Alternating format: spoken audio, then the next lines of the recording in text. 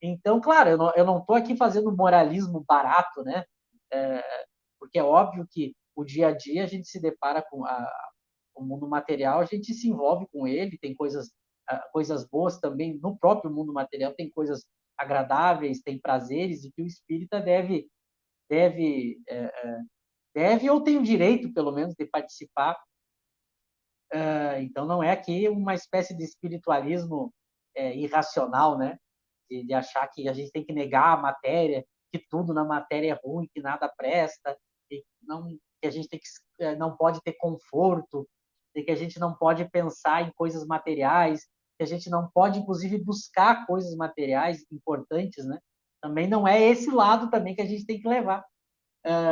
Mas lembrando sempre que aqui é um planeta limitado e passageiro, né? E que a gente não pode, às vezes, fazer análise ingênua ou não espírita de que toda a humanidade se resume apenas na Terra, porque aí a gente faz uma leitura equivocada. E é isso que falta para o materialista, eu sempre bato nessa tecla.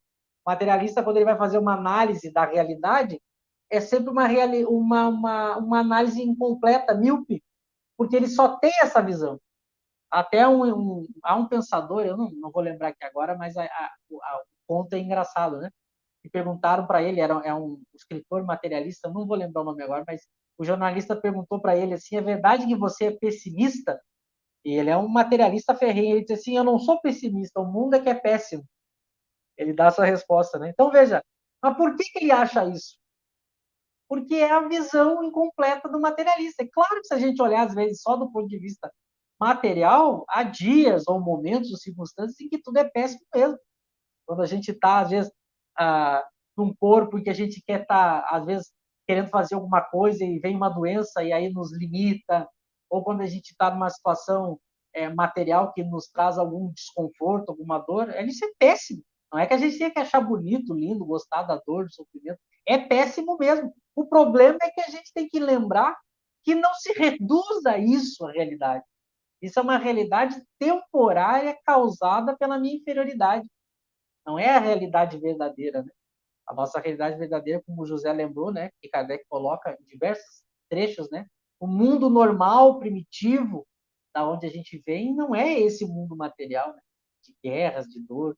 Então, aqui é muito interessante ele colocar isso no 10, né? A humanidade são os espíritos encarnados. Bom, mas eu tenho espíritos encarnados em diversos mundos. Então, a humanidade não é só esses espíritos encarnados daqui, porque os daqui a gente sabe, a gente se inclui, somos os complicados, os inferiores, os que têm desejo do mal, os que têm desequilíbrio com as paixões. Agora, há vários mundos, até mesmo mundos materiais, em que a situação é bem melhor. Por quê? Porque lá eles já resolveram o que a gente aqui ainda está começando a resolver, ou nem começou a resolver, né?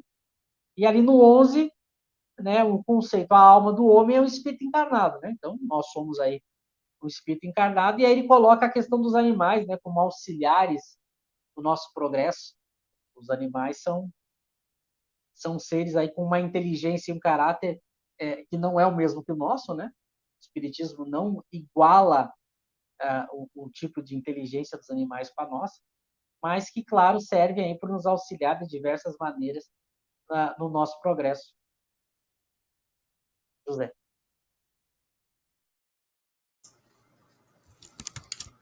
São itens breves, né? O 10 e o 11. Mas isso é uma coisa interessante que eu mesmo me surpreendi quando comecei a estudar essa concepção de Kardec de humanidade como habitando todos os planetas materiais, né? Então ele considera a humanidade o coletivo aí dos seres corpóreos que são habitados por espíritos, né? E que não, como ele diz aqui, não estão apenas reduzidos à Terra. É muito interessante isso, porque como o Michel falou, essa noção acaba alargando o nosso entendimento sobre o futuro da humanidade, né?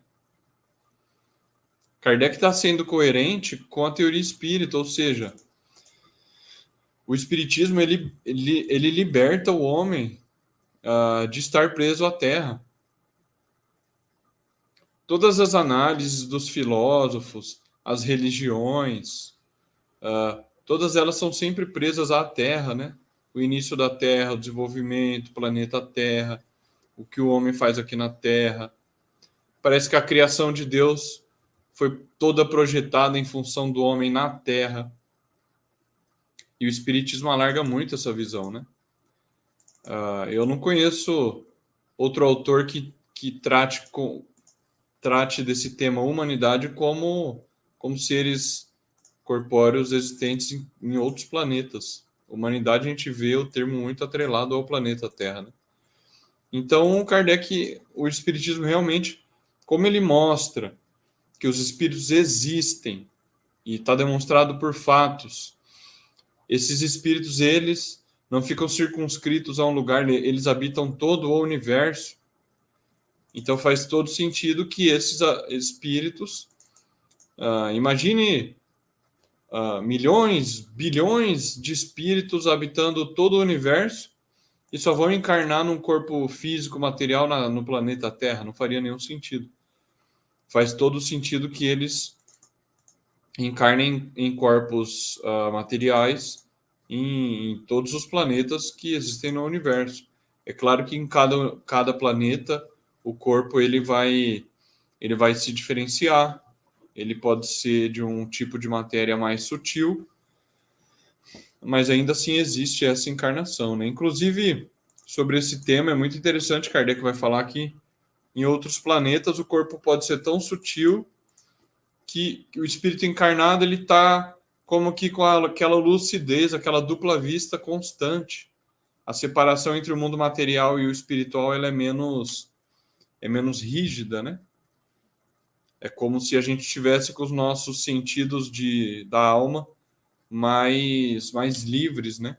E aí esse intercâmbio entre o mundo espiritual e o mundo material seria muito mais fácil e muito mais presente o mundo espiritual nesses outros mundos, né? Nesses outros planetas. Então, isso é muito interessante. Outra coisa que Kardec coloca aqui, que os animais são submissos ao homem, né? Em breve já vai ficar politicamente incorreto dizer que os animais são inferiores ao homem.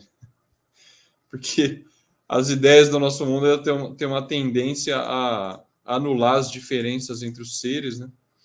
Então, mas é isso, é a visão que Kardec coloca, que os animais são auxiliares dos homens, né?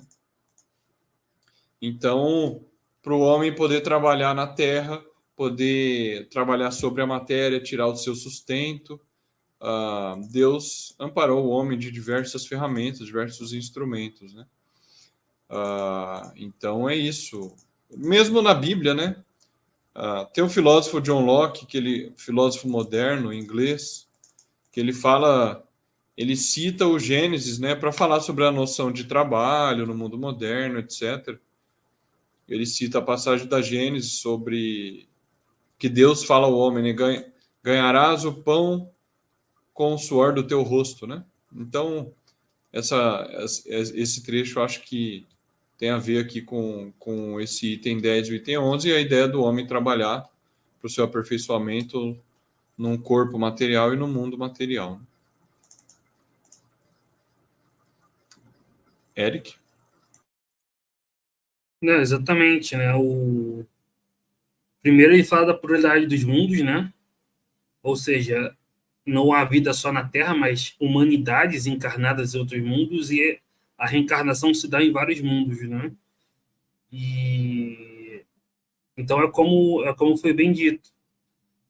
A gente acha a humanidade ruim porque a gente só vê uma parte dela, né? A gente não vê o todo, né? É como o Michel falou ali, é como você ver uma prisão e achar que a humanidade se reduz a ela e não ir em outros lugares melhores. Então, até partindo dos atributos de Deus, né, sendo Deus perfeito, ele não poderia criar tanto espaço inútil, né? Então, se tem tanto espaço e a Terra não se destaca nem pelo tamanho nem pela posição, todos os globos devem ser habitados, né? E a reencarnação se dá nos diferentes mundos. E no 11, né, ele fala, né, da questão dos animais, né? Os animais